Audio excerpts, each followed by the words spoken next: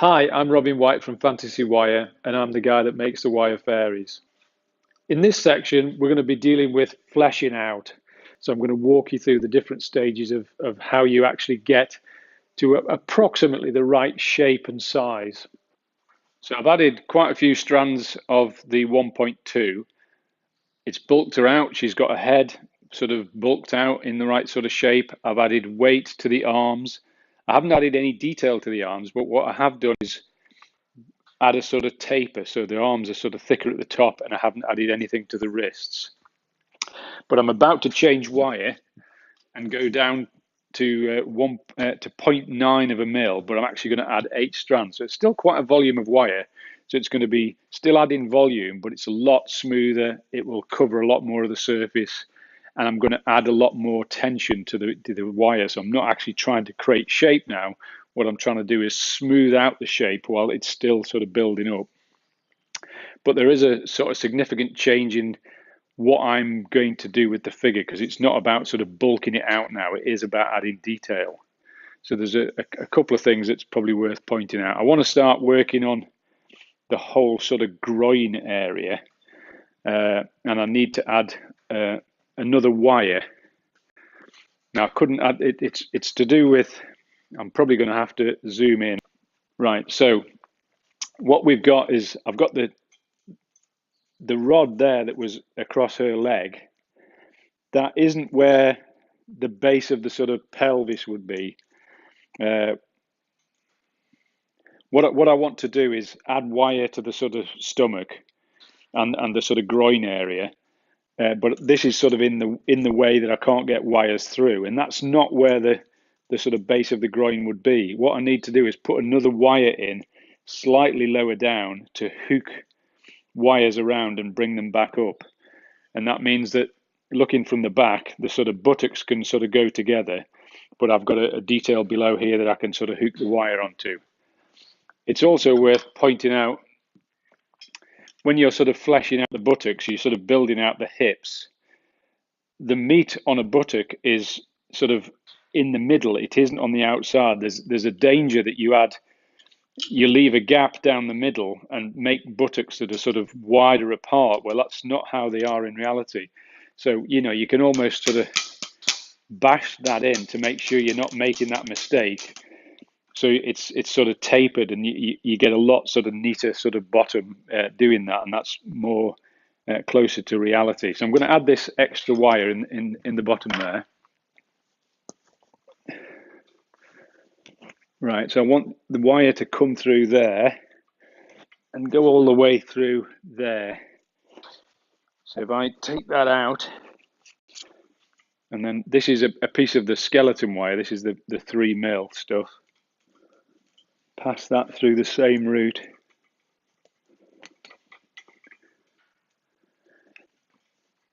That gives me a sort of anchor point to add the sort of base of the groin detail. I'm just going to lose this wire in the figure somewhere. Probably a bit much of that. Just chop some of that off. Tuck that end in.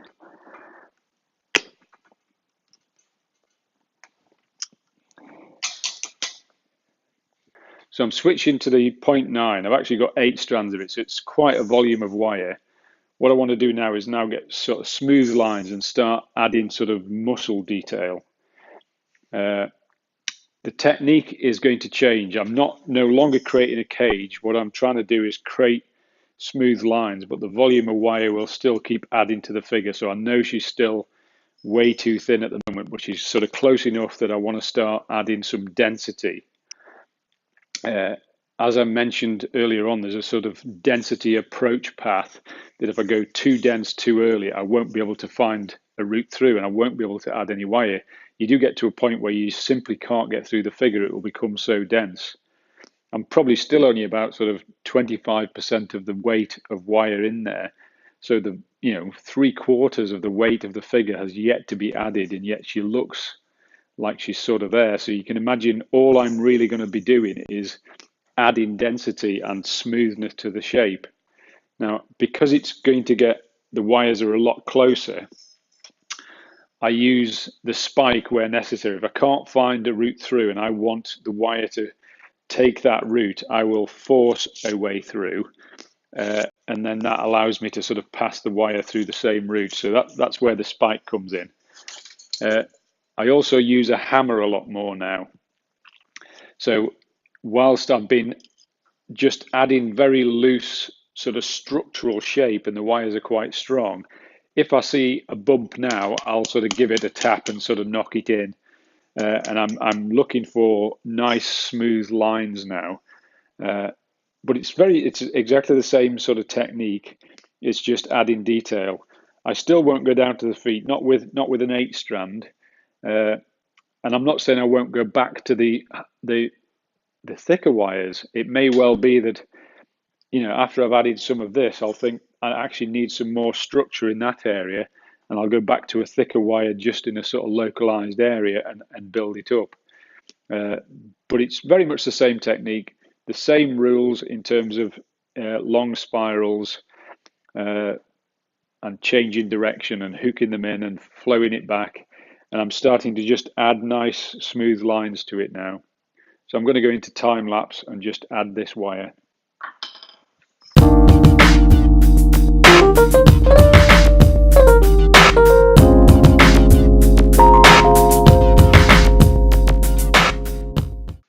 So up to now I've been adding 8 strands of 0.9, and it's sort of bulked her out. She's got a lot more sort of density now, and she sort of looks like she's getting to the shape that I want. Still quite a lot of volume to go on there.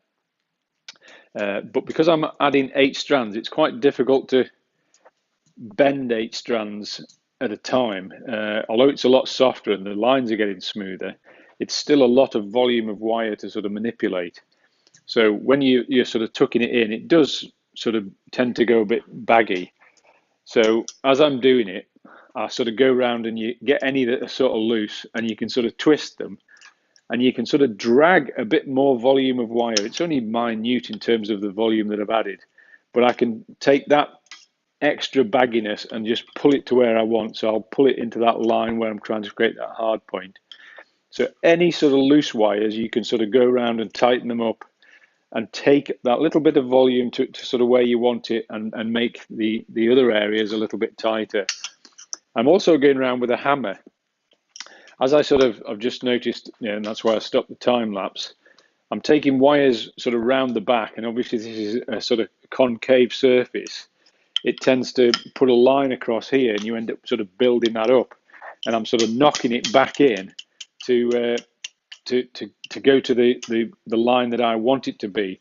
So I'm starting to knock it into shape as well now, and it's taking on a different sort of density. The material that we were working with was just a skeleton covered in loose loops. It's now becoming close to what I would call the clay state. So as I hit it with a hammer, it just stays there. It just acts like a big lump of clay. It's not quite there yet, but it means that I can start knocking it into the shapes that I want. Now, it may be when I'm hammering it that I actually knock it way deeper than it's going to be, and it seems, well, if I'm going to be building it out, why would I knock it back? But it's because I'm applying more wire over this reverse ice lolly that I've got to think, how is the consistency of the wire going to be as it sort of builds up? So I'm thinking about the frame that I'm creating to add the next layer of volume all the time. So I'm trying to keep all of the lines consistent. So you may have a shoulder that's right out at the point that you think, well, that's going to be the end point, but I don't want it there yet. So I can tap that in because I want to flow more wire over the top of it yet. So it's just going around and sort of tapping it, making sure that things are in the right places. They're not sort of creating a surface that I will have to sort of correct later on. I've started to put in the tendons on the neck. So as I sort of fill in the neck, I'm taking more wires across the side of the neck and bringing it down to the sort of throat area.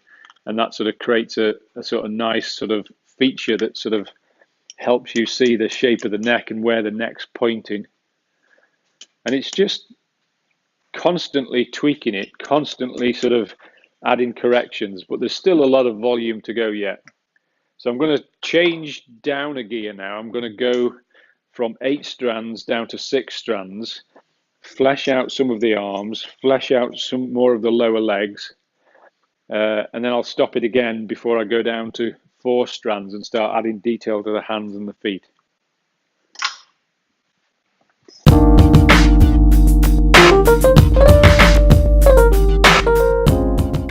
So let's just take stock in terms of where we are with things that we need to manage in terms of proportions. The chest is about the right size. The sort of buttock area is about the right size. The thighs are still too thin in proportion to the size of the figure. They look quite a sort of nice shape, but there needs to be about a third more flesh onto these yet. I mean, if she had her standing with her legs together, the thighs should sort of almost meet, and there should be a sort of just a gap sort of here to sort of make it look right. Where if I was to rotate her leg down, that wouldn't be the case. So she definitely needs more meat on the legs. The calf muscle needs to be built up quite a bit on both legs. The arms need more flesh on them. The neck still looks too long, and that's partly because I haven't got enough meat around. I haven't actually built up all of the shoulder muscles. The head is sort of about the right size. Probably if I'm going to add any more to it, I'll come this way to just make sure the neck doesn't end up looking too long when it's finished, because it certainly looks a little bit too long at the moment. But a lot of this detail up here gets done when you put the boobs on, because I want them to be nice, sort of smooth wires around where you wrap around the boobs.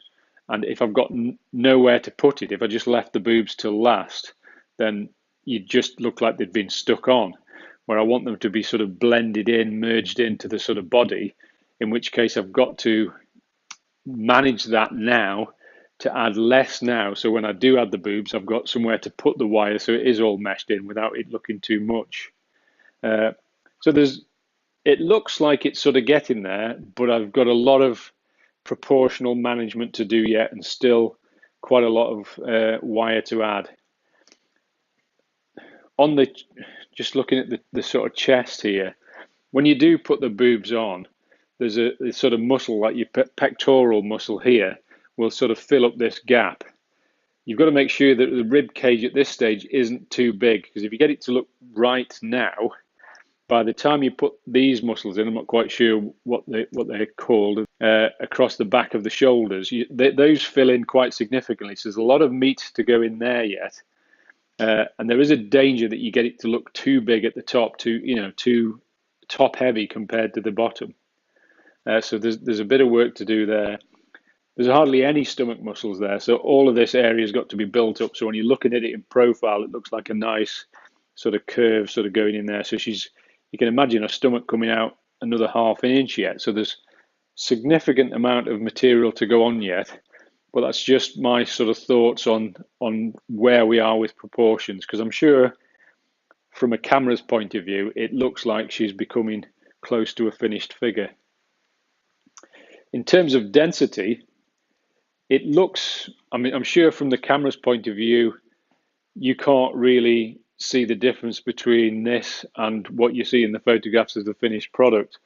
But there is still just a loose cage. I could pretty much push that through without any difficulty. It's getting more dense sort of down here, where you have to sort of force it through, but it's still not a dense solid mass yet. But by the time I've added these proportions and knocked it into shape, it's all going to be sort of fairly dense, where you're really struggling to sort of push this through.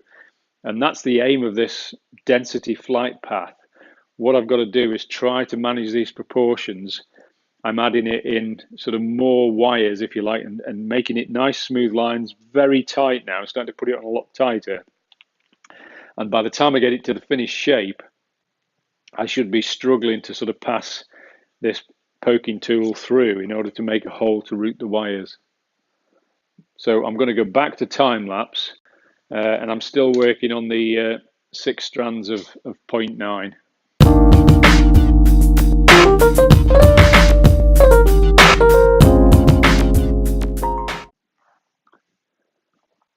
I've reached a change point. I've been filling her out using the sort of 6 strands of 0.9, and she's fleshed out now. The density is actually quite dense. It's very few of the wires that I'm putting on without having to poke a hole now, but she's not quite at the density or as smooth as I would like.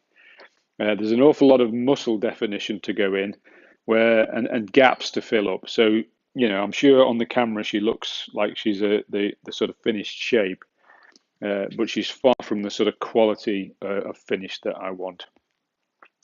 And what I want to move on to next is 4 strands of 0.9 and sort of add muscle details. I'll also start adding the boobs because I want to sort of do the arms, and I'm going to use the same wire so it's all sort of merges in one thing rather than looking like I've just stuck the boobs on.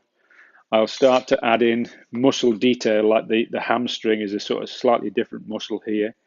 I'll fill in the stomach.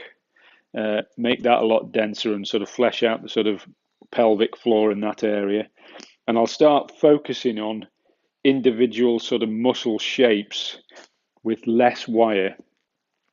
And it becomes subtle, and I'm trying to increase the density. I'll put it on as tight as I possibly can. So that's what's about to come. But before I get to that stage, there's a little bit of detail that I want to add that is a stage further down in terms of wire. I've got 6 strands of 0.5 millimeter. Now, on this scale of fairy, I use very little of this size of wire. And it's because if you were doing long spans of it, there isn't enough strength in the wire for it to even hold its sort of shape. But what I am going to use it for is to fill in the details on the hands and the feet. I don't actually want them to be much different than they are now. I just want to sort of weave in between the fingers and sort of fill all that in. So I'm going to use this 6 strands of the 0.5 to do that. So I'll go around the bottom of the palm, and it is almost like weaving. I'm just going to fill those gaps up. And this is where, when we made the hand frame, I said that you'd go all the way back to the palm, and then we'd sort of fill in the gaps to make the palm up. So I'll sort of cover some of that up.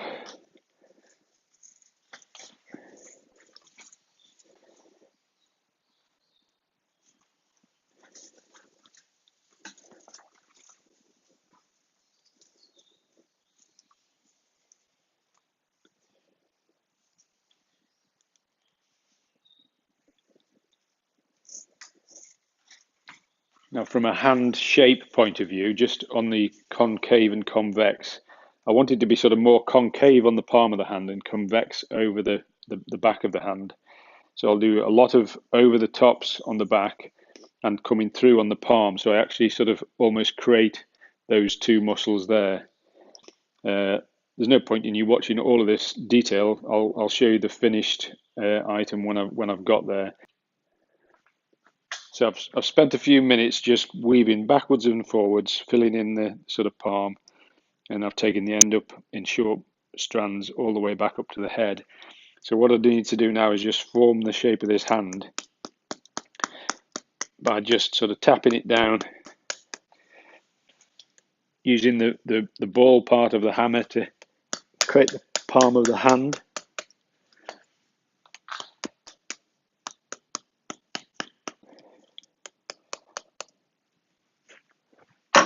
If there is any sort of slackness in any of these, you can just give them a little twist. But that's sort of that hand complete. It's like the first part of the fairy to be complete. So I'll do the other hand. I'll do a similar level of detail on the feet, and then I'll start skinning the fairy, putting the sort of skin layer on and adding the muscle definition.